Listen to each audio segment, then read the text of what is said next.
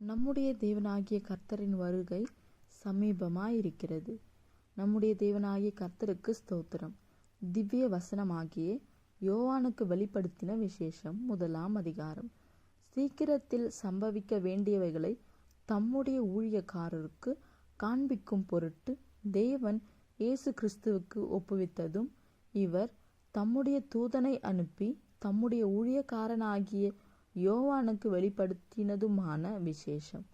இவன் தேவனுடைய வசனத்தை குறித்தும் இயேசு கிறிஸ்துவை பற்றிய சாட்சியை குறித்தும் தான் கண்ட யாவற்றையும் சாட்சியாக அறிவித்திருக்கிறான். இந்த தீர்க்க தரிசன வசனங்களை வாசிக்கிறவனும் கேட்கிறவர்களும் இதில் எழுதியிருக்கிறவைகளை கை கொள்ளுகிறவர்களும் பாக்கியவான்கள். காலம் சமீபமாயிருக்கிறது. யோவான் ஆசியாவிலுள்ள 7 சபைகளுக்கும் எழுதுகிறதாவது, இருக்கிறவரும் இருந்தவரும் வருகிறவருமானவராலும் அவருடைய சிங்காசனத்திற்கு முன்பாக இருக்கிற 7 ஆவிகளாலும் உண்மையுள்ள சாட்சியும் மரித்தோரிலிருந்து முதற் பிறந்தவரும் பூமியின் ராஜாக்களுக்கு அதிபதியுமாகிய இயேசு கிறிஸ்துவினாலும் உங்களுக்கு கிருபையும் சமாதானமும் உண்டாவதாக. நம்மிடத்தில் அன்பு கூர்ந்து தமது இரத்தத்தினாலே நம்முடைய பாவங்களார நம்மை கழுவி தம்முடைய பிதாவாகிய தேவனுக்கு முன்பாக நம்மை ராஜாக்களும் ஆசாரியர்களுமாக்கின அவருக்கு மகிமையும் வல்லமையும் என்றென்றைக்கும் உண்டாயிருப்பதாக. ஆமேன். இதோ மேகங்களுடனே வருகிறார். கண்கள் யாவும் அவரை காணும். அவரை குத்தினவர்களும் அவரை காண்பார்கள். பூமியின் கோத்திரத்தார் எல்லாரும் அவரை பார்த்து புலம்புவார்கள். அப்படியே ஆகும். ஆமேன். இருக்கிறவரும் இருந்தவரும் வருகிறவருமாகிய சர்வ வல்லமை உள்ள கர்த்தர், நான் அல்பாவும் ஒமேகாவும் ஆதியும் அந்தமுமாயிருக்கிறேன் என்று திருவுளம் பற்றுகிறார். உங்கள் சகோதரனும் இயேசு கிறிஸ்துவின் நிமித்தம் வருகிற உபத்திரவத்திற்கும் அவருடைய ராஜ்யத்திற்கும் அவருடைய பொறுமைக்கும் உங்கள் உடன் பங்காளனுமாயிருக்கிற யோவானாகிய நான் தேவ வசனத்தின் நிமித்தமும் இயேசு கிறிஸ்துவை பற்றிய சாட்சியின் நிமித்தமும் பத்மு என்னும் தீவிலே இருந்தேன். கர்த்தருடைய நாளில் ஆவிக்குள்ளானேன். அப்பொழுது எனக்கு பின்னாலே எக்காலம் சத்தம் போன்ற பெரிதான ஒரு சத்தத்தை கேட்டேன். அது, நான் ஆல்பாவும் ஒமேகாவும் முந்தினவரும் பிந்தினவருமாயிருக்கிறேன். நீ காண்கிறதை ஒரு புஸ்தகத்தில் எழுதி அஸ்ரியாவில் இருக்கிற எபேசு, சிமிர்னா, பெர்கமு, தியாத்திரா, சர்த்தை, பிலேதெபியா, லவோதிகியா என்னும் பட்டணங்களில் உள்ள 7 சபைகளுக்கும் அனுப்பு என்று விளம்பினது. அப்பொழுது என்னுடனே பேசின சத்தத்தை பார்க்க திரும்பினேன். திரும்பின போது 7 பொன் குத்து விளக்குகளையும் அந்த 7 குத்து விளக்குகளின் மத்தியிலே நிலையங்கி தரித்து மார்பருகே பொற்காட்சியை கட்டியிருந்த மனுஷகுமாரனுக்கு ஒப்பானவரையும் கண்டேன். அவருடைய சிரசும் மயிரும் வெண்பஞ்சை போலவும் உறைந்த மழையைப் போலவும் வெண்மையாயிருந்தது. அவருடைய கண்கள் அக்னி ஜுவாலையைப் போல் இருந்தது. அவருடைய பாதங்கள் உலைக்களத்தில் காய்ந்த பிரகாசமான வெண்கலம் போல் இருந்தது. அவருடைய சத்தம் பெருவெள்ளத்து இரைச்சலை போல் இருந்தது. தமது வலது கரத்திலேயே 7 நட்சத்திரங்களை ஏந்தி கொண்டிருந்தார்.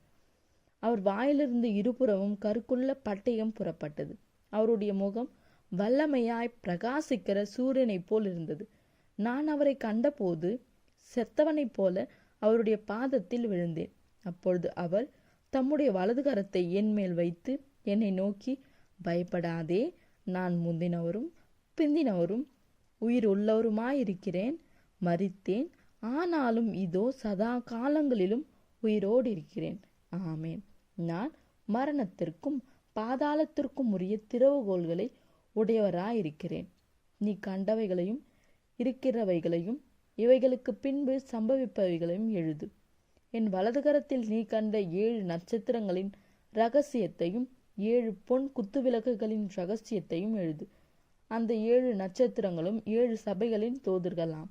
நீ கண்ட 7 குத்துவிளக்குகளும் 7 சபைகளாம். ஆமேன். வெளிப்படுத்தின விசேஷம் 2 அதிகாரம்.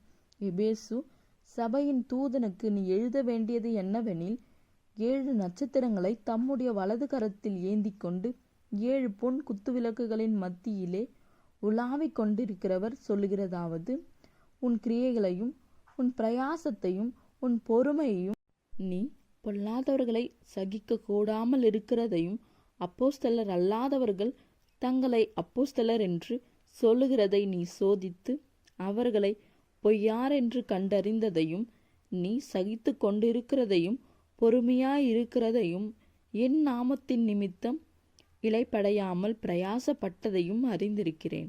ஆனாலும் நீ ஆதியில் கொண்டிருந்த அன்பை விட்டாய் என்று உன் பேரில் எனக்கு குறை உண்டு. ஆகையால் நீ இன்ன நிலைமையிலிருந்து விழுந்தாய் என்பதை நினைத்து மனம் திரும்பி ஆதியில் செய்த கிரியைகளை செய்வாயாக. இல்லாவிட்டால் நான் சீக்கிரமாய் உன்னிடத்தில் வந்து நீ மனம் திரும்பாத பட்சத்தில் உன் விளக்குத்தண்டை அதனிடத்தினின்று நீக்கிவிடுவேன். நான் வெறுக்கிற நிக்கோலாய் மதஸ்தாரின் கிரியைகளை நீயும் வெறுக்கிறாய். இது உன்னிடத்தில் உண்டு. ஆவியானவர் சபைகளுக்கு சொல்லுகிறதை காதுள்ளவன் கேட்க கடவன். ஜெயங்கொள்ளுகிறவன் எவனோ அவனுக்கு தேவனுடைய பரதீசின் மத்தியில் இருக்கிற ஜீவ விருட்சத்தின் கனியை புசிக்க கொடுப்பேன் என்றெழுது. சிமிர்னா சபையின் தூதனுக்கு நீ எழுத வேண்டியது என்னவெனில், முந்தினவரும் பிந்தினவரும் மரித்திருந்து பிழைத்தவருமானவர் சொல்லுகிறதாவது, உன் கிரியைகளையும் உன் உபத்திரவத்தையும் நீ ஐஸ்வர்யமுள்ளவனாய் இருந்தும் உனக்கிருக்கிற தரித்திரத்தையும் தங்களை யூதரென்று சொல்லியும் யூதராயிராமல் சாத்தானுடைய கூட்டமாயிருக்கிறவர்கள் செய்யும் தூஷணத்தையும் அறிந்திருக்கிறேன். நீ படப்போகிற பாடுகளை குறித்து எவ்வளவும் பயப்படாதே. இதோ நீங்கள் சோதிக்கப்படும் பொருட்டாக பிசாசானவன் உங்களில் சிலரை காவலில் போடுவான். 10 நாள் உபத்திரப்படுவீர்கள். ஆகிலும் நீ மரண பரியந்தம் உண்மையாயிரு. அப்பொழுது ஜீவ கிரீடத்தை உனக்கு தருவேன். ஆவியானவர் சபைகளுக்கு சொல்கிறதை காதுள்ளவன் கேட்க கடுவன். ஜெயங்கொள்ளுகிறவன் 2ஆம் மரணத்தினால் சேதப்படுவதில்லை என்றெழுது. பெருக்கமு சபையின் தூதனுக்கு நீ எழுத வேண்டியது என்னவெனில், இருபுறமும் கருக்குள்ள பட்டயத்தை உடையவர் சொல்லுகிறதாவது, உன் கிரியைகளையும் சாத்தானுடைய சிங்காசனம் இருக்கிற இடத்தில் நீ குடியிருக்கிறதையும் நீ என் நாமத்தை பற்றி கொண்டிருக்கிறதையும் சாத்தான் குடிக்கொண்டிருக்கிற இடத்திலே உங்களுக்குள்ளே எனக்கு உண்மையுள்ள சாட்சியான அந்திப்பா என்பவன் கொல்லப்பட்ட நாட்களிலும் என்னை பற்றும் விசுவாசத்தை நீ மறுதலியாமல் இருந்ததையும் அறிந்திருக்கிறேன். ஆகிலும் சில காரியங்களை குறித்து உன் பேரில் எனக்கு குறை உண்டு. விக்கிரகங்களுக்கு படைத்தவைகளை புசிப்பதற்கும் வேசித்தனம் பண்ணுவதற்கும் ஏதுவான இடரலை இஸ்ரவேல் புத்திரர் முன்பாக போடும்படி பாலாக் என்பவனுக்கு போதனை செய்த பிளேயாமுடைய போதகத்தை கை கொள்ளுகிறவர்கள் உன்னிடத்தில் உண்டு. அப்படியே நிக்கோலாய் மதஸ்தாருடைய போதகத்தை கை கொள்ளுகிறவர்களும் உன்னிடத்தில் உண்டு. அதை நான் வெறுக்கிறேன். நீ மனம் திரும்பு. இல்லாவிட்டால் நான் சீக்கிரமாய் உன்னிடத்தில் வந்து என் வாயின் பட்டயத்தால் அவர்களோடே யுத்தம் பண்ணுவேன். ஆவியானவர் சபைகளுக்கு சொல்லுகிறதை காதுள்ளவன் கேட்க கடுவன். ஜெயங்கொள்ளுகிறவனுக்கு நான் மறைவான மன்னாவை புசிக்க கொடுத்து அவனுக்கு வெண்மையான குறிக்கல்லையும் அந்த கல்லின் மேல் எழுதப்பட்டதும் அதை பெறுகிறவனே என்று வேறு ஒருவனும் அறியக்கூடாததும் ஆகிய புதிய நாமத்தை கொடுப்பேன் என்றெழுது. தியாத்தீரா சபையின் தூதனுக்கு நீ எழுத வேண்டியது என்னவெனில், அக்கினி ஜுவாலை போன்ற கண்களும் பிரகாசமான வெண்கலம் போன்ற பாதங்களும் உள்ள தேவகுமாரன் சொல்லுகிறதாவது, உன் கிரியைகளையும் உன் அன்பையும் உன் ஊழியத்தையும் உன் விசுவாசத்தையும் உன் பொறுமையையும் நீ முன்பு செய்த கிரியைகளிலும் பின்பு செய்த கிரியைகள் அதிகமாய் இருக்கிறதையும் அறிந்திருக்கிறேன். ஆகிலும் உன் பேரில் எனக்கு குறை உண்டு. என்னவெனில், தன்னை தீர்க்கதரிசி என்று சொல்லுகிற எசேபெல் என்னும் ஸ்திரீயானவள் என்னுடைய ஊழியக்காரர் வேசித்தனம் பண்ணவும் விக்கிரகங்களுக்கு படைத்தவைகளை புசிக்கவும் அவர்களுக்கு போதித்து அவர்களை வஞ்சிக்கும்படி நீ அவளுக்கு இடம் கொடுக்கிறாய். அவள் மனம் திரும்பும்படியாய் அவளுக்கு தவணை கொடுத்தேன். தன் வேசி மார்க்கத்தை விட்டு மனம் திரும்ப அவளுக்கு விருப்பமில்லை. இதோ நான் அவளை கட்டில் கிடையாக்கி அவளுடனே விபச்சாரம் செய்தவர்கள் தங்கள் கிரியைகளை விட்டு மனம் திரும்பாவிட்டால் அவர்களையும் மிகுந்த உபத்திரவத்திலே தள்ளி அவளுடைய பிள்ளைகளையும் கொல்லவே கொல்லுவேன். அப்பொழுது நானே உள்ளந்திரியங்களையும் இருதயங்களையும் ஆராய்கிறவர் என்று எல்லா சபைகளும் அறிந்து கொள்ளும். அன்றியும் உங்களில் ஒவ்வொருவனுக்கும் உங்கள் கிரியைகளின்படியே பலனளிப்பேன். தியாத்திராவிலே இந்த போதகத்தை பற்றி கொள்ளாமலும் சாத்தானுடைய ஆழங்கள் என்று அவர்கள் சொல்கிறார்களே, அந்த ஆழங்களை அறிந்து கொள்ளாமலும் இருக்கிற மற்றவர்களாகிய உங்களுக்கு நான் சொல்லுகிறதாவது, உங்கள் மேல் வேறொரு பாரத்தையும் சுமத்த மாட்டேன். உங்களுக்குள்ளானதை நான் வருமளவும் பற்றி கொண்டிருங்கள். ஜெயங்கொண்டு முடிவு பரியந்தம் என் கிரியைகளை கை கொள்ளுகிறவன் எவனோ அவனுக்கு நான் என் பிதாவினிடத்தில் அதிகாரம் பெற்றது போல ஜாதிகள் மேல் அதிகாரம் கொடுப்பேன். அவன் இருப்புக்கோலால் அவர்களை ஆளுவான். அவர்கள் மண்பாண்டங்களைப் போல நொறுக்கப்படுவார்கள். விடிவெள்ளி நட்சத்திரத்தையும் அவனுக்கு கொடுப்பேன். ஆவியானவர் சபைகளுக்கு சொல்லுகிறதை காதுள்ளவன் கேட்க கடுவன் என்று எழுது. ஆமென். வெளிப்படுத்தின விசேஷம் 3ஆம் அதிகாரம்.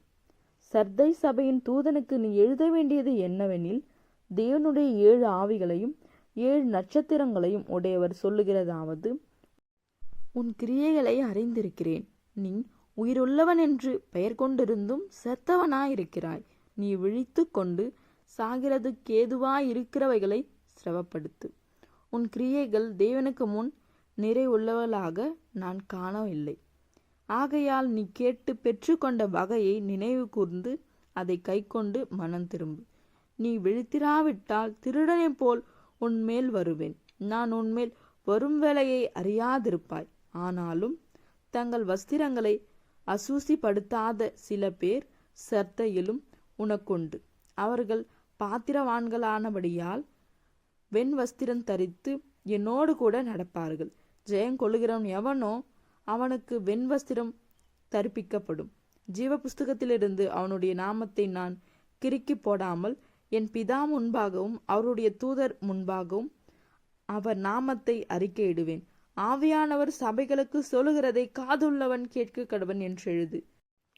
பிலேதெல்பியா சபையின் தூதனுக்கு நீ எழுத வேண்டியது என்னவெனில், பரிசுத்தம் உள்ளவரும் சத்தியம் உள்ளவரும் தாவீதின் திறவுகோலை உடையவரும் ஒருவரும் பூட்டக்கூடாதபடி திறக்கிறவரும் ஒருவரும் திறக்கக்கூடாதபடி பூட்டுகிறவருமாயிருக்கிறவர் சொல்லுகிறதாவது, உன் கிரியைகளை அறிந்திருக்கிறேன். உனக்கு கொஞ்சம் பலன் இருந்தும் நீ என் நாமத்தை மறுதலியாமல் என் வசனத்தை கை கொண்டபடியினாலே இதோ திறந்த வாசலை உனக்கு முன்பாக வைத்திருக்கிறேன். அதை ஒருவனும் பூட்ட மாட்டான். இதோ யூதர் அல்லாதிருந்தும் தங்களை யூதர் என்று பொய் சொல்லுகிறவர்களாகிய சாத்தானுடைய கூட்டத்தாரில் சிலரை உனக்கு கொடுப்பேன். இதோ அவர்கள் உன் பாதங்களுக்கு முன்பாக வந்து பணிந்து நான் உன்மேல் அன்பாயிருக்கிறதை அறிந்து கொள்ளும்படி செய்வேன். என் பொறுமையை குறித்து சொல்லிய வசனத்தை நீ காத்து கொண்டபடியினால் பூமியில் குடியிருக்கிறவர்களை சோதிக்கும்படியாகவும் புஜகரத்தின் மேலெங்கும் வரப்போகிற சோதனை காலத்திற்கு தப்பும்படி நானும் உன்னை காப்பேன். இதோ சீக்கிரமாய் வருகிறேன். ஒருவனும் உன் கிரீடத்தை எடுத்து கொள்ளாதபடிக்கு உனக்குள்ளதை பற்றி கொண்டிரு. ஜெயங்கொள்ளுகிறவன் எவனோ அவனை என் தேவனுடைய ஆலயத்திலே தூணாக்குவேன். அதினின்று அவன் ஒரு காலம் நீங்குவதில்லை. என் தேவனுடைய நாமத்தையும் என் தேவனால் பரலோகத்திலிருந்து இறங்கி வருகிற புதிய எருசலேமாகிய என் தேவனுடைய நகரத்தின் நாமத்தையும் என் புதிய நாமத்தையும் அவன் மேல் எழுதுவேன். ஆவியானவர் சபைகளுக்கு சொல்லுகிறதை காதுள்ளவன் கேட்க கடுவன் என்று எழுது. லவோதிக்கியா சபையின் தூதனுக்கு நீ எழுத வேண்டியது என்னவெனில், உண்மையும் சத்தியமும் உள்ள சாட்சியும் தேவனுடைய சிருஷ்டிக்கு ஆதியுமாயிருக்கிற ஆமேன் என்பவர் சொல்லுகிறதாவது, உன் கிரியைகளை அறிந்திருக்கிறேன். நீ குளிரும் அல்ல அனலும் அல்ல. நீ குளிராவாவது அனலாவாவது இருந்தால் நலமாயிருக்கும். இப்படி நீ குளிருமின்றி அனலுமின்றி வெதுவெதுப்பாய் இருக்கிறபடியினால் உன்னை என் வாயினின்று வாந்தி பண்ணி போடுவேன். நீ நிர்பாகியம் உள்ளவனும் பரிதபிக்கப்படத்தக்கவனும் தரித்திரனும் குருடனும் நிர்வாணியுமாய் இருக்கிறதை அறியாமல் நான் ஐஸ்வர்யவான் என்றும் திரவசியம் பண்ணன் என்றும் எனக்கு ஒரு குறைவும் இல்லை என்றும் சொல்லுகிறபடியால் நான் நீ ஐஸ்வர்யனாகும்படிக்கு நெருப்பிலே புடமிடப்பட்ட பொன்னையும் உன் நிர்வாணமாகிய அவலட்சணம் தோன்றாதபடிக்கு நீ உடுத்தி கொள்வதற்கு வெண் வஸ்திரங்களையும் என்னிடத்திலே வாங்கி கொள்ளவும் நீ பார்வையடையும்படிக்கு உன் கண்களுக்கு கலிக்கம் போடவும் வேண்டும் என்று உனக்கு ஆலோசனை சொல்லுகிறேன். நான் நேசிக்கிறவர்கள் எவர்களோ அவர்களை கடிந்து கொண்டு சிட்சிக்கிறேன். ஆகையால் நீ ஜாக்கிரதையாயிருந்து மனம் திரும்பு. இதோ வாசற்படியிலே நின்று தட்டுகிறேன். ஒருவன் என் சத்தத்தை கேட்டு கதவை திறந்தால் அவனிடத்தில் நான் பிரவேசித்து அவனோடே போஜனம் பண்ணுவேன், அவனும் என்னோடே போஜனம் பண்ணுவான். நான் ஜெயங்கொண்டு என் பிதாவினுடைய சிங்காசனத்திலே அவரோடே கூட உட்கார்ந்தது போல ஜெயங்கொள்ளுகிறவன் எவனோ அவனும் என்னுடைய சிங்காசனத்தில் என்னுடனே கூட உட்காரும்படிக்கு அருள் செய்வேன். ஆவியானவர் சபைகளுக்கு சொல்லுகிறதை காதுள்ளவன் கேட்கக்கூடவன் என்று எழுது என்றார். ஆமேன். வெளிப்படுத்தின விசேஷம் 4ஆம் அதிகாரம். இவைகளுக்கு பின்பு இதோ பரலோகத்தில் திறக்கப்பட்டிருந்த ஒரு வாசலை கண்டேன்.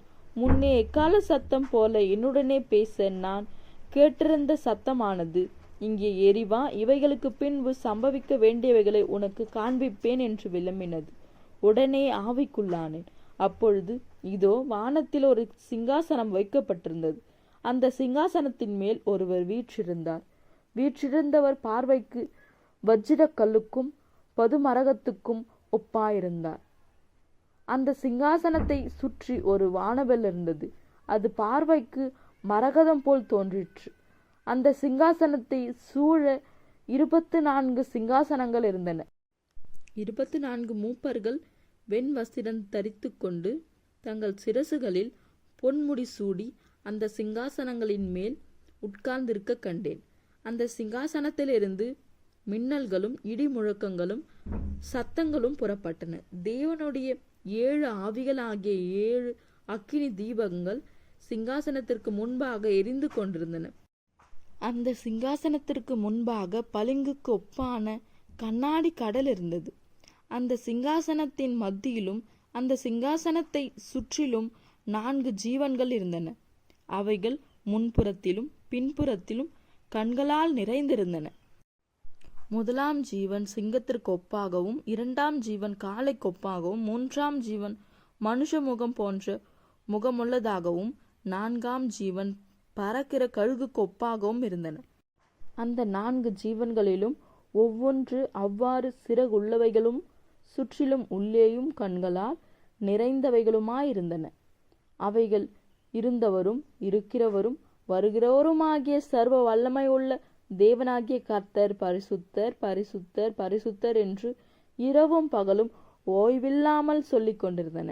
மேலும் சிங்காசனத்தின் மேல் வீற்றிருந்து சதா காலங்களிலும் உயிரோடு இருக்கிறவருக்கு அந்த ஜீவன்கள் மகிமையும் கனத்தையும் ஸ்தோத்திரத்தையும் செலுத்தும் போது 24 மூப்பர்களும் சிங்காசனத்தின் மேல் வீற்றிருக்கிறவர்களுக்கு முன்பாக வணக்கமாய் விழுந்து சதா காலங்களிலும் உயிரோடு இருக்கிறவரை தொழுது கொண்டு, உங்கள் கிரீடங்களை சிங்காசனத்திற்கு முன்பாக வைத்து, கர்த்தாவே, தேவரீர் மகிமையையும் கனத்தையும் வல்லமையையும் பெற்று கொள்ளுகிறதற்கு பாத்திரராயிருக்கிறீர்.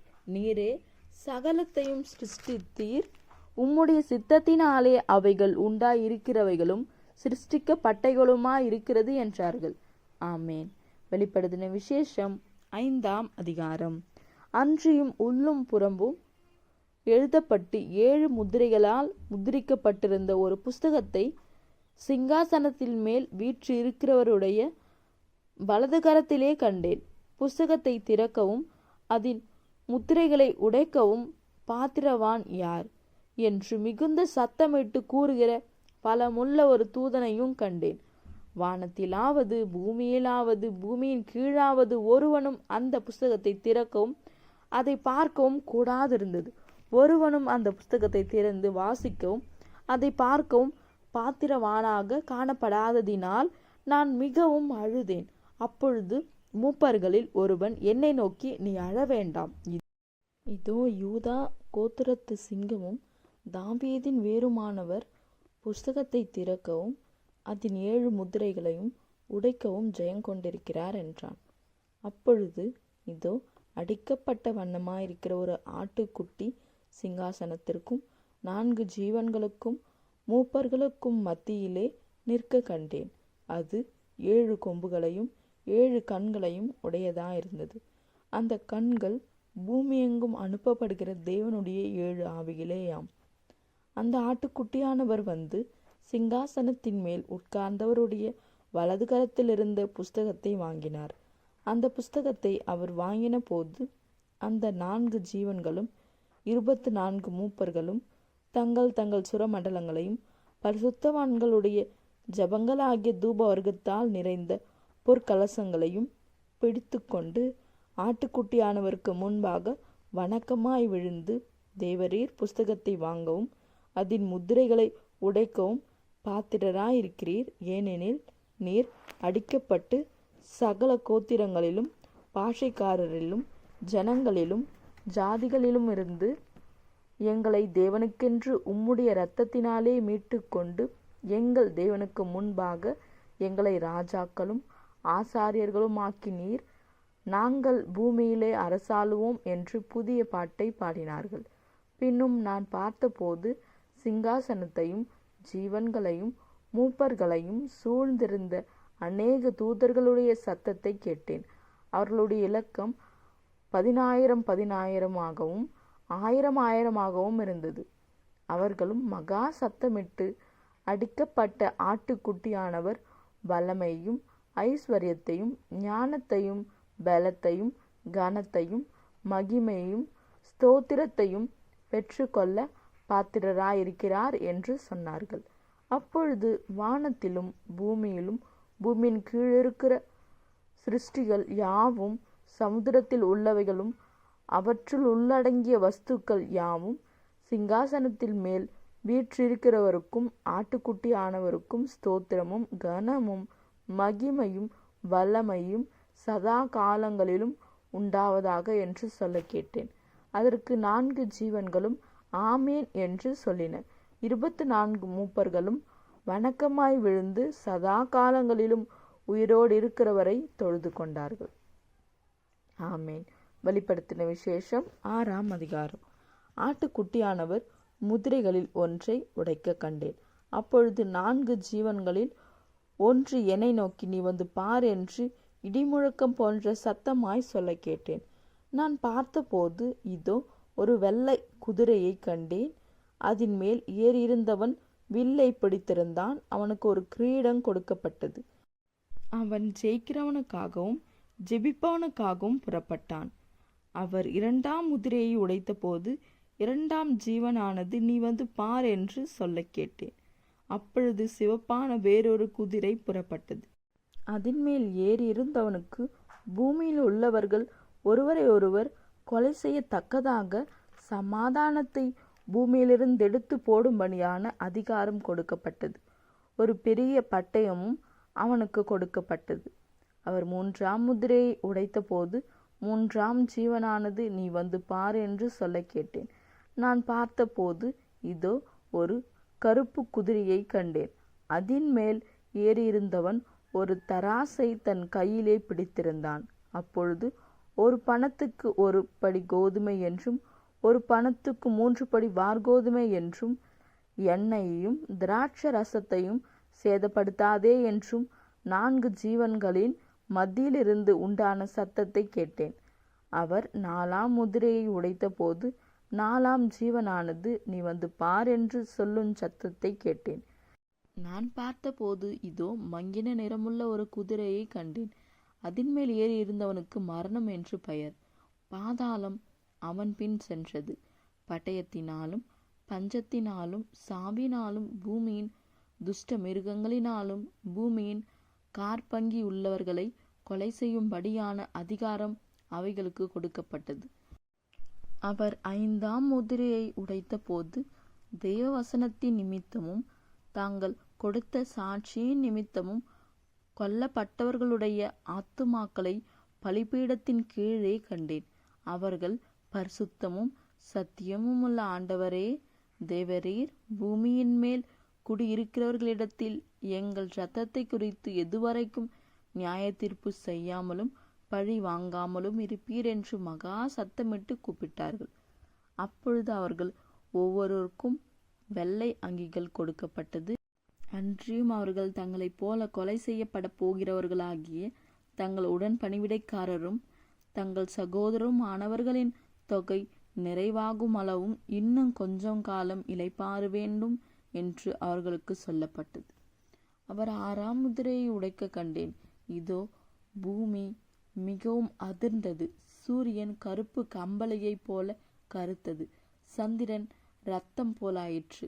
அத்திமரமானது பெருங்காற்றினால் அசைக்கப்படும் போது அதன் காய்கள் உதிர்கிறது போல வானத்தின் நட்சத்திரங்களும் பூமியிலே விழுந்தது.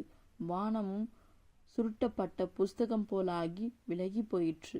மலைகள் தீவுகள் யாவும் தங்கள் இடங்களை விட்டு அகன்று போயின.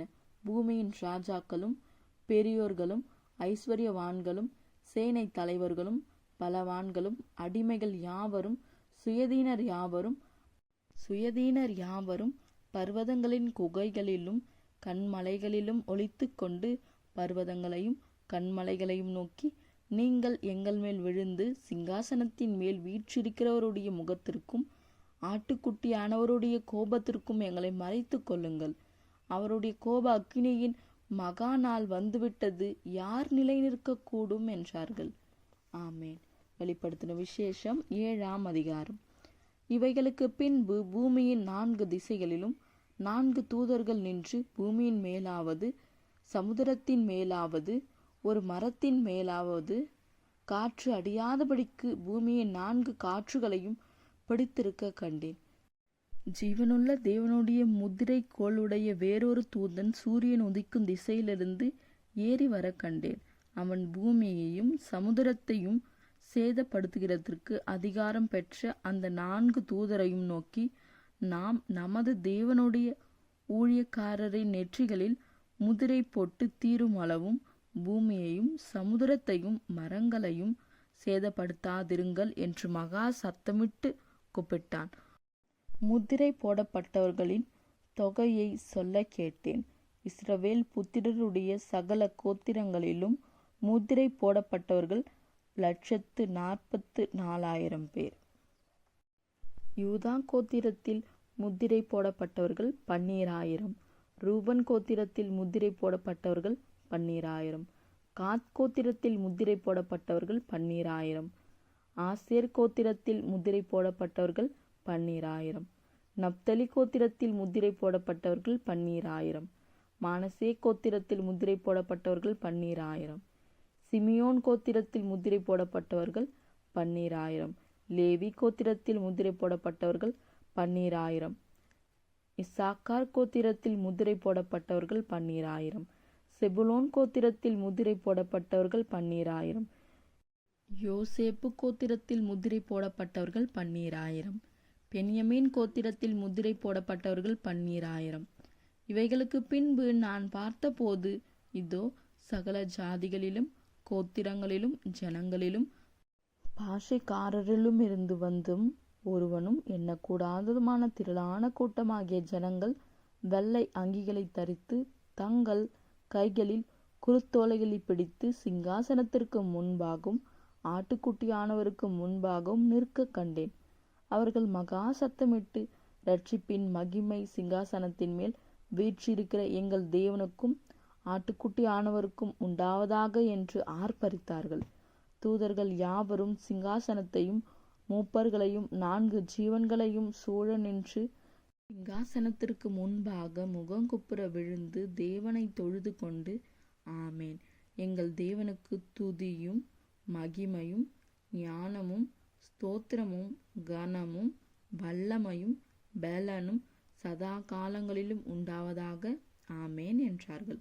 அப்பொழுது மூப்பர்களில் ஒருவன் என்னை நோக்கி, வெள்ளை அங்கிகளை தரித்திருக்கிற இவர்கள் யார்? எங்கே இருந்து வந்தார்கள் என்று கேட்டான். அதற்கு நான், ஆண்டவனே, அது உமக்கே தெரியும் என்றேன். அப்பொழுது அவன், இவர்கள் மிகுந்த உபத்திரவத்திலிருந்து வந்தவர்கள். இவர்கள் தங்கள் அங்கிகளை ஆட்டுக்குட்டி ஆனவருடைய இரத்தத்திலே தோய்த்து வெளுத்தவர்கள் ஆனபடியால் இவர்கள் தேவனுடைய சிங்காசனத்திற்கு முன்பாக இருந்து இரவும் பகலும் அவருடைய ஆலயத்திலே அவரை சேவிக்கிறார்கள். சிங்காசனத்தின் மேல் வீற்றிருக்கிறவர்கள் இவர்களுக்குள்ளே வாசமாயிருப்பார்கள். இவர்கள் இனி பசி அடைவதும் இல்லை, இனி தாகமடைவதும் இல்லை. வெயிலாவது உஷ்ணமாவது இவர்கள் மேல் படுவதும் இல்லை. சிங்காசனத்தின் மத்தியில் இருக்கிற ஆட்டுக்குட்டியானவரே இவர்களை மேய்த்து இவர்களை ஜீவ தண்ணீருள்ள ஊற்றுகள் அண்டைக்கு நடத்துவார். தேவன் தாமே இவர்களுடைய கண்ணீர் யாவையும் துடைப்பார் என்றான். அவர் 7ஆம் முதிரையை உடைத்த போது பரலோகத்தில் ஏறக்குறைய அரை மணி நேரம் அளவும் அமைதல் உண்டாயிற்று. பின்பு தேவனுக்கு முன்பாக நிற்கிற 7 தூதர்களையும் கண்டேன். அவர்களுக்கு 7 எக்காலங்கள் கொடுக்கப்பட்டது. வேறொரு தூதனும் வந்து தூபங்காட்டும் பொற்கலசத்தை பிடித்து பலிபீடத்தின் படியிலே நின்றான். சிங்காசனத்திற்கு முன்பாக இருந்த பொற்பீடத்தின் மேல் சகல பரிசுத்தவான்களுடைய ஜெபங்களோடும் செலுத்தும்படி மிகுந்த தூபவர்க்கம் அவனுக்கு கொடுக்கப்பட்டது. அப்படியே பரிசுத்தவான்களுடைய ஜெபங்களோடும் செலுத்தப்பட்ட தூபவர்க்கத்தின் புகையானது தூதனுடைய கையிலிருந்து தேவனுக்கு முன்பாக எழும்பிற்று. பின்பு அந்த தூதன் தூபகலசத்தை எடுத்து அதை பலிபீடத்தின் நெருப்பினால் நிரப்பி பூமியிலே கொட்டினான். உடனே சத்தங்களும் இடி முழக்கங்களும் மின்னல்களும் பூமி அதிர்ச்சியும் உண்டாயின. அப்பொழுது 7 எக்காலங்களை உடைய 7 தூதர்கள் எக்காலம் ஊதுகிறதற்கு தங்களை ஆயத்தப்படுத்தினார்கள். முதலாம் தூதன் எக்காலம் ஊதினான். அப்பொழுது இரத்தம் கலந்த கல்மழையும் அக்னியும் உண்டாகி பூமியிலே கொட்டப்பட்டது. அதனால் மரங்களில் 1/3 வெந்து போயிற்று. பசும்புல் எல்லாம் எரிந்து போயிற்று. 2ஆம் தூதன் எக்காலம் ஊதினான். அப்பொழுது அக்கினியால் எரிகிற பெரிய மலை போன்றதொன்று சமுத்திரத்திலே போடப்பட்டது. அதனால் சமுத்திரத்தில் 1/3 இரத்தமாயிற்று. சமுத்திரத்திலிருந்து ஜீவனுள்ள சிருஷ்டிகளில் 1/3 செத்து போயிற்று. கப்பல்களில் 1/3 சேதமாயிற்று. 3ஆம் தூதன் எக்காலம் ஊதினான். அப்பொழுது ஒரு பெரிய நட்சத்திரம் தீவெட்டியைப் போல எரிந்து வானத்திலிருந்து விழுந்தது. அது ஆறுகளில் 1/3 மேலும் நீர் ஊற்றுகளின் மேலும் விழுந்தது. அந்த நட்சத்திரத்திற்கு எட்டி என்று பெயர். அதனால் தண்ணீரில் 1/3 எட்டியைப் போல கசப்பாயிற்று. இப்படி கசப்பான தண்ணீரினால் மனுஷரில் அநேகர் செத்தார்கள். 4ஆம் தூதன் எக்காலம் ஊதினான். அப்பொழுது சூரியனில் 1/3 சந்திரனில் 1/3 நட்சத்திரங்களில் 1/3 சேதப்பட்டது. அவற்றில் 1/3 இருள் அடைந்தது. பகலிலும் 1/3 பிரகாசம் இல்லாமல் போயிற்று. இரவிலும் அப்படியே ஆயிற்று. பின்பொரு தூதன் வானத்தின் மத்தியிலே பறந்து வர கண்டேன். அவன் மகா சத்தமிட்டு, இனி எக்காலம் ஊதப்போகிற மற்ற 3 தூதருடைய எக்கால சத்தங்களினால் பூமியில் குடியிருக்கிறவர்களுக்கு ஐயோ ஐயோ ஐயோ ஆபத்து வரும் என்று சொல்ல கேட்டேன். ஆமேன். வெளிப்படுத்தின விசேஷம் 9ஆம் அதிகாரம். 5ஆம் தூதன் எக்காலம் ஊதினான். அப்பொழுது வானத்திலிருந்து பூமியின் மேல் விழுந்த ஒரு நட்சத்திரத்தை கண்டேன். அவனுக்கு பாதாள குழியின் திறவுகோல் கொடுக்கப்பட்டது. அவன் பாதாள குழியை திறந்தான். உடனே பெருஞ்சூளையின் புகையைப் போல அந்த குழியிலிருந்து புகை எழும்பிற்று. அந்த குழியின் புகையினால் சூரியனும் ஆகாயமும் அந்தகாரப்பட்டது. அந்த புகையிலிருந்து வெட்டுக்கிளிகள் புறப்பட்டு பூமியின் மேல் வந்தது. அவைகளுக்கு பூமியில் உள்ள தேள்களின் வல்லமைக்குப்பான வல்லமை கொடுக்கப்பட்டது. பூமியின் புல்லையும் பசுமையான எந்த பூண்டையும் எந்த மகரத்தையும் சேதப்படுத்தாமல் தங்கள் நெற்றிகளில் தேவனுடைய முத்திரையை தரித்திராத மனுஷரை மாத்திரம் சேதப்படுத்த அவைகளுக்கு உத்தரவு கொடுக்கப்பட்டது. மேலும் அவர்களை கொலை செய்யும்படிக்கு அவைகளுக்கு உத்தரவு கொடுக்கப்படாமல் 5 மாதம் அளவும் அவர்களை வேதனைப்படுத்தும்படிக்கு உத்தரவு கொடுக்கப்பட்டது. அவைகள் செய்யும் வேதனை தேளானது மனுஷரை கொட்டும் போது உண்டாகும் வேதனையைப் போல் இருக்கும். அந்நாட்களில் மனுஷர்கள் சாவை தேடியும் அதை காணாதிருப்பார்கள். சாக வேண்டும் என்று ஆசைப்படுவார்கள். சாவோ அவர்களுக்கு விலகி ஓடிப்போம். அந்த வெட்டுக்கிளிகளின் உருவம் யுத்தத்திற்கு ஆயத்தம் பண்ணப்பட்ட குதிரைகளுக்கு ஒப்பாயிருந்தது. அவைகளுடைய தலைகளின் மேல் பொன்மயமான கிரீடம் போன்றவைகள் இருந்தன. அவைகளின் முகங்கள் மனுஷருடைய முகங்கள் போலிருந்தன. அவைகளுடைய கூந்தல் ஸ்திரீகளுடைய கூந்தல் போல் இருந்தது. அவைகளின் பற்கள் சிங்கங்களின் பற்கள் போல் இருந்தன. இருப்பு கவசங்களைப் போல மார்க்கவசங்கள் அவைகளுக்கு இருந்தன. அவைகளுடைய சிறகுகளின் இரைச்சல் யுத்தத்திற்கு ஓடுகிற அநேகம் குதிரைகள் போன்ற இரதங்களின் இரைச்சலுக்கு ஒப்பாயிருந்தன. அவைகள் தேள்களின் வாள்களுக்கு ஒப்பான வாள்களையும் அந்த வாள்களில் கொடுக்குகளையும் உடையவைகளாயிருந்தன. அவைகள் 5 மாதம் அளவும் மனுஷரை சேதப்படுத்துவதற்கு அதிகாரம் உடையவைகளாயிருந்தன. அவைகளுக்கு ஒரு ராஜா உண்டு, அவன் பாதாளத்தின் தூதன். எபிரேயு பாஷையிலே அப்பேத்தோன் என்றும் கிரேக்கு பாஷையிலே அப்பொல்லியோன் என்றும் அவனுக்கு பெயர். முதலாம் ஆபத்து கடந்து போயிற்று. இவைகளுக்கு பின்பு இன்னும் 2 ஆபத்துக்கள் இதோ வருகிறது. 6ஆம் தூதன் எக்காலம் ஊதினான். அப்பொழுது தேவனுக்கு முன்பாக இருந்த பொற்பீடத்தின் 4 கொம்புகளிலும் இருந்து ஒரு சத்தம் தோன்றி எக்காலத்தை பிடித்திருந்த 6ஆம் தூதனை நோக்கி, ஐபிராத் என்னும் பெரிய நதியண்டையிலே கட்டப்பட்டிருக்கிற 4 தூதர்களையும் அவிழ்த்து விடு என்று சொல்ல கேட்டேன். அப்பொழுது மனுஷரில் 1/3 பங்கை கொல்லும்படிக்கு 1 மணி நேரத்திற்கும் 1 நாளுக்கும் 1 மாதத்திற்கும் 1 வருஷத்திற்கும் ஆயத்தமாக்கப்பட்டிருந்த அந்த 4 தூதர்களும் அவிழ்த்து விடப்பட்டார்கள். குதிரை சேனைகளாகிய இராணுவங்களின் தொகை 20 கோடியாயிருந்தது. அவைகளின் தொகையை சொல்ல கேட்டேன்.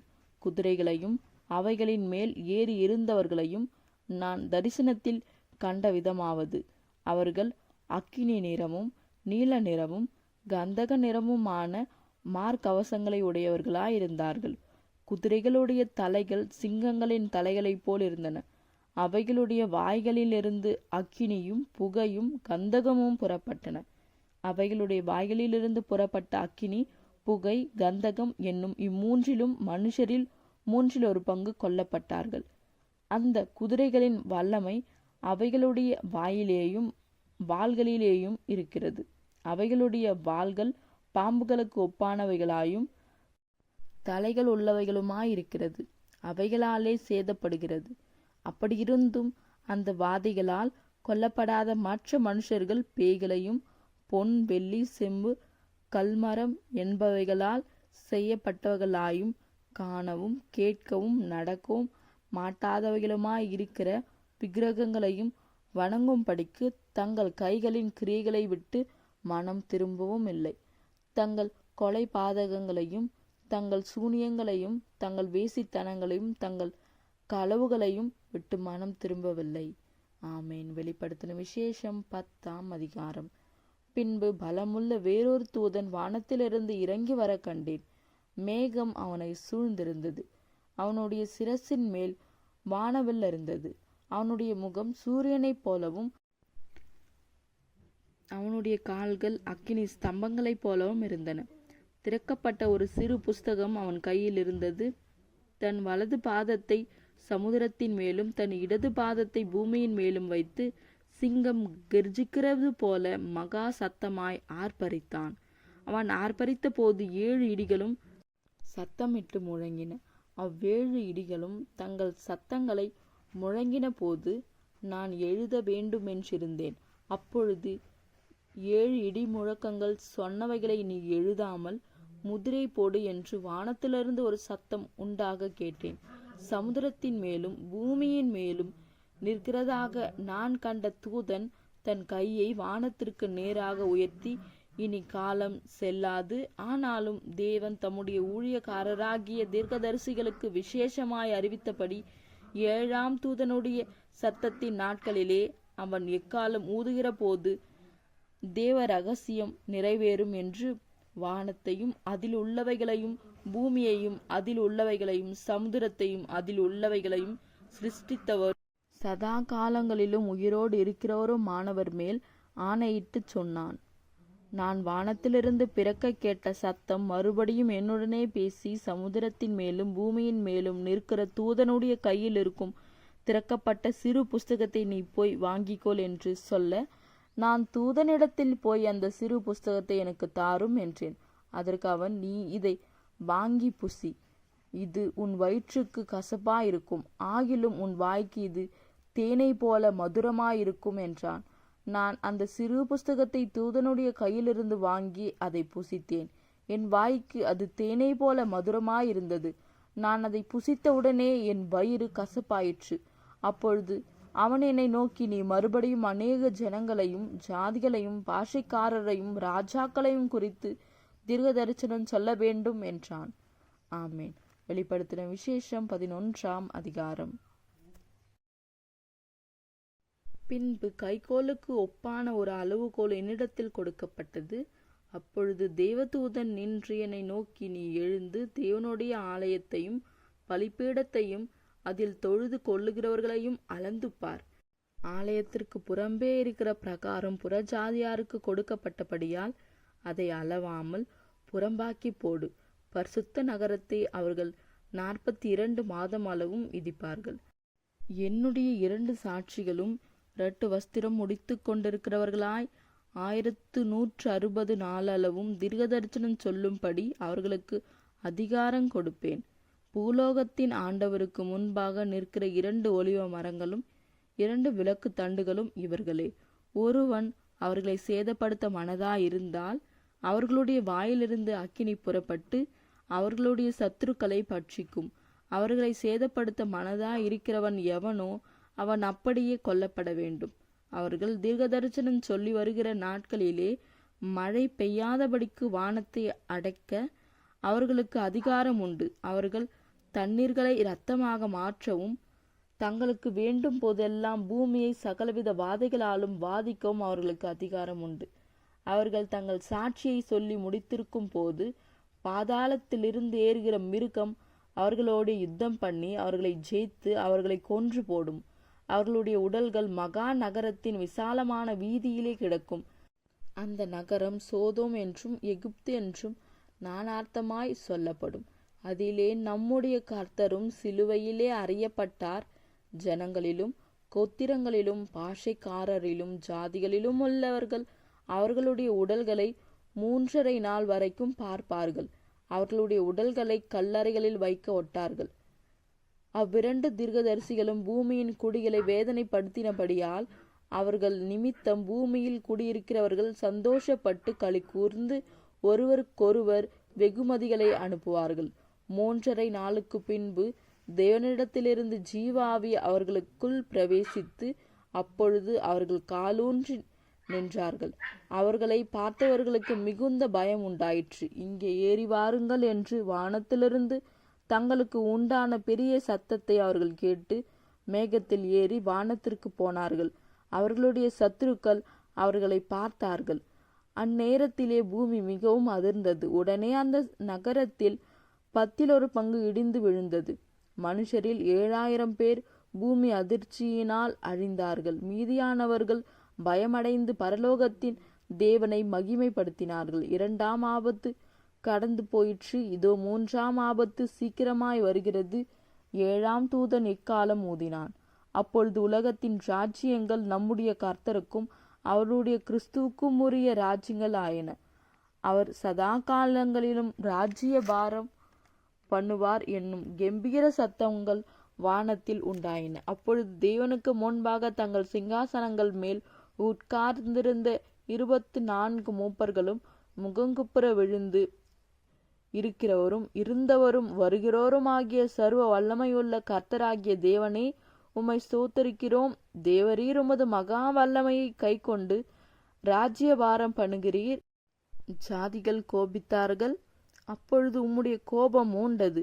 மரித்தோர் நியாயத்தீர்ப்பு அடைகிறதற்கும் தீர்க்கதரிசிகளாகிய உம்முடைய ஊழியக்காரருக்கும் பரிசுத்தவான்களுக்கும் உமது நாமத்தின் மேல் பயபக்தி இருந்த சிறியோர் பெரியோருக்கும் பலன் அளிக்கிறதற்கும் பூமியை கெடுத்தவர்களை கெடுக்கிறதற்கும் காலம் வந்தது என்று சொல்லி தேவனை தொழுது கொண்டார்கள். அப்பொழுது பரலோகத்தில் தேவனுடைய ஆலயம் திறக்கப்பட்டது. அவருடைய ஆலயத்திலே அவருடைய உடன்படிக்கையின் பெட்டி காணப்பட்டது. அப்பொழுது மின்னல்களும் சத்தங்களும் இடி முழக்கங்களும் பூமி அதிர்ச்சிகளும் பெரும் கல்மழையும் உண்டாயின. ஆமேன்.